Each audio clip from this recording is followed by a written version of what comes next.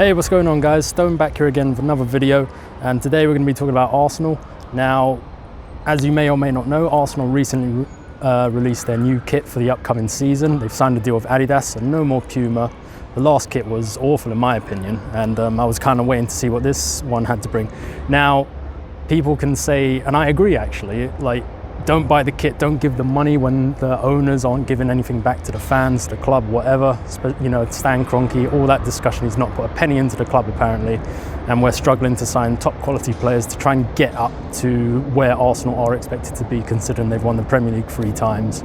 And you know, they have quite a rich history, but you know, they've never sort of, let's say they've not won the Champions League, and that, I think that's what a lot of us would want. But anyway, the reason I'm here today is because I did buy the new shirt, but that's because I had some gift cards which expire in about November. So essentially, I'd already paid for half of the shirt, so I thought I might as well use them, otherwise I'm going to lose my money. So I'll get the shirt. So I just want to say, yeah, I did pick up the shirt.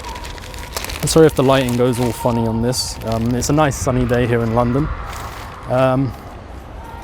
Yeah, so I picked up the shirt. Hopefully with any luck I'll try and do like a video review on this, but quick opinions. I think it's a lovely shirt.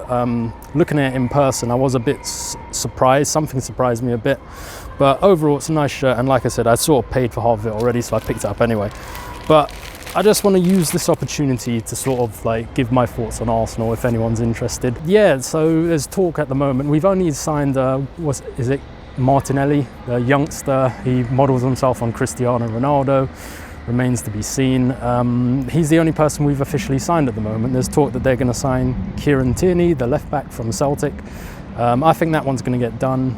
It's sort of like taking time to get done, but there's lots of talk about it, so I reckon that'll get done. But the big one at the moment is Wilfried Zaha from Crystal Palace. Now, I think he would be a great addition to the team. Like, he's dangerous. He really exposed Arsenal last season, even though, you know, the Arsenal defence is almost non-existent.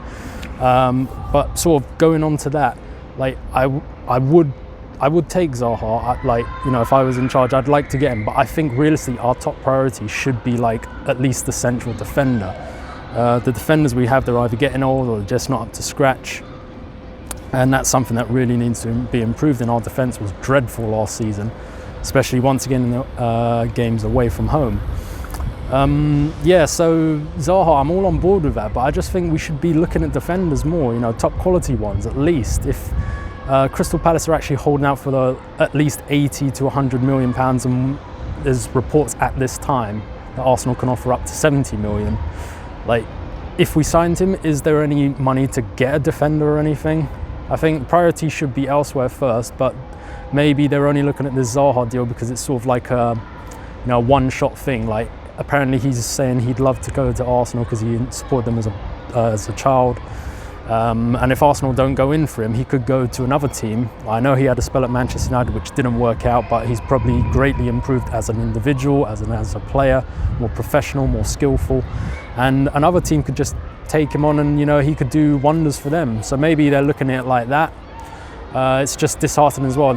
Arsenal at this time have not really been linked to any like serious central defenders, and that's a big worry if we really want to push on and win things next season, because we got to the Europa League final and they just crumbled, man.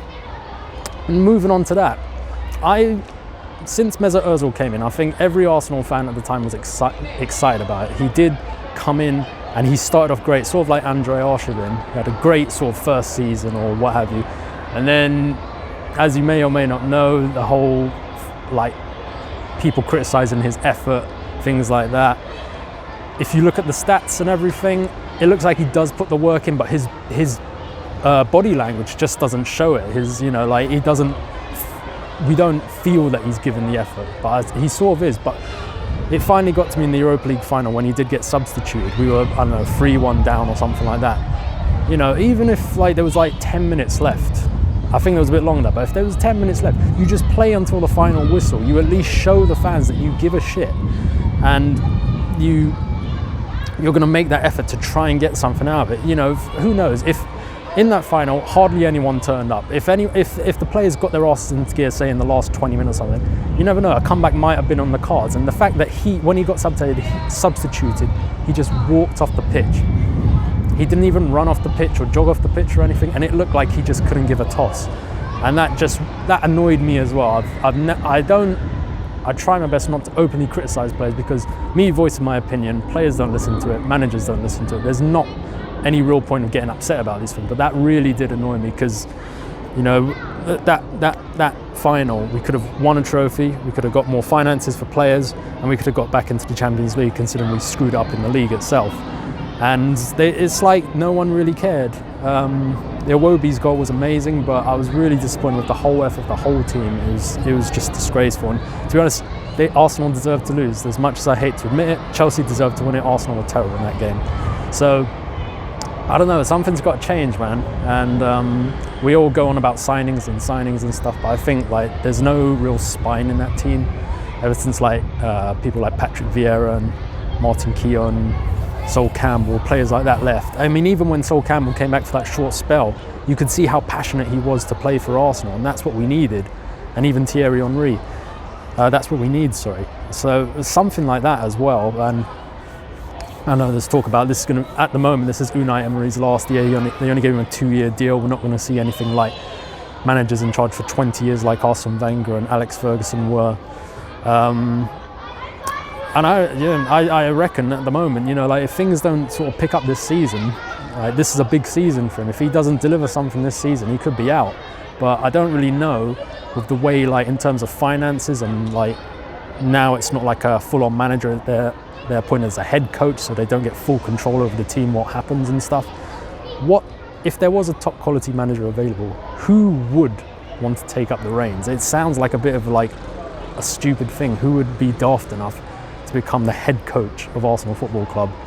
But something has to change. So maybe the first thing is for the owner to show that he does give a shit, put some money in, attend some of the events and games and stuff.